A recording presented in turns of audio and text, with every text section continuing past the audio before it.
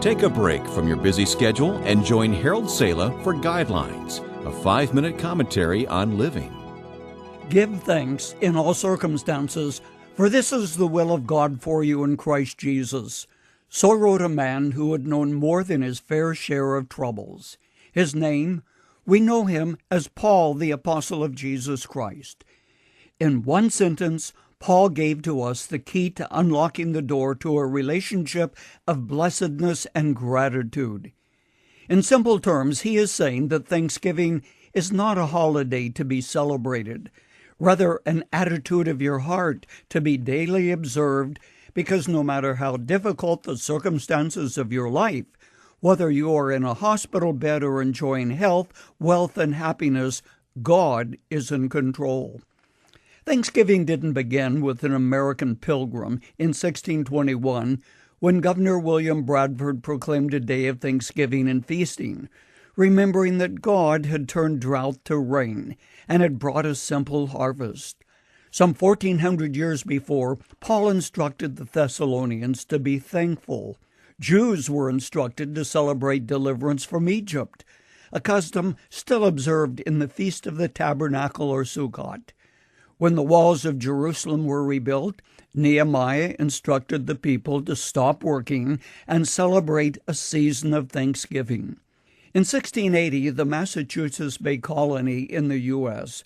recognized a day of Thanksgiving, making it official. By 1858, 25 states and 2 U.S. territories officially recognized a day of Thanksgiving. And since 1863, when President Abraham Lincoln proclaimed the fourth Thursday of November to be Thanksgiving Day, subsequent American presidents have followed the same pattern. No matter where you live on planet Earth, every day should be a day of thanksgiving. For what should you be thankful? Well, don't limit your gratitude to my list, but may I mention some of the things for which I give thanks? First, I give thanks for the assurance that I am God's child, that He has forgiven me and brought me into the kingdom of His dear Son, not because I deserved it, but because of the Father's great love for me. Then I am thankful for family and friends. I must tell you, God has so graciously touched my life with His favor.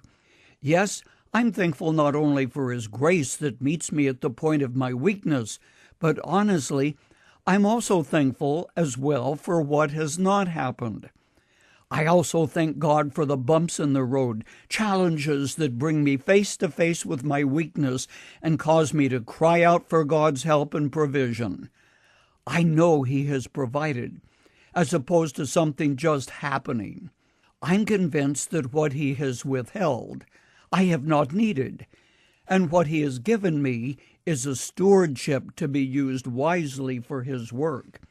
I'm thankful that in a world of turmoil, our great God will allow nothing to happen that escapes His attention or ability to prevent. That's why the Apostle Paul wrote, "In everything, give thanks, for this is the will of God in Christ Jesus concerning you." And what of the future? Well, the future will arrive just one day at a time. And when tomorrow comes, God's Son will be there to take my hand and walk with me through the valley one step at a time. Yes, friend, be thankful. May the sin of ingratitude never be on the unforgiven list.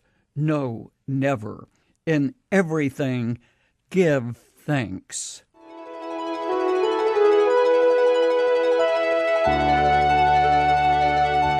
You've just heard Dr. Harold Sala with Guidelines, a 5-minute commentary on living. If you would like to listen to the program again, download a copy, subscribe to our e-commentary, or view other resources, visit guidelines.org. We would like to hear from you too. You can email us at info@guidelines.org. That's info@guidelines.org. Thanks for listening, and we invite you to join us again for the next edition of Guidelines.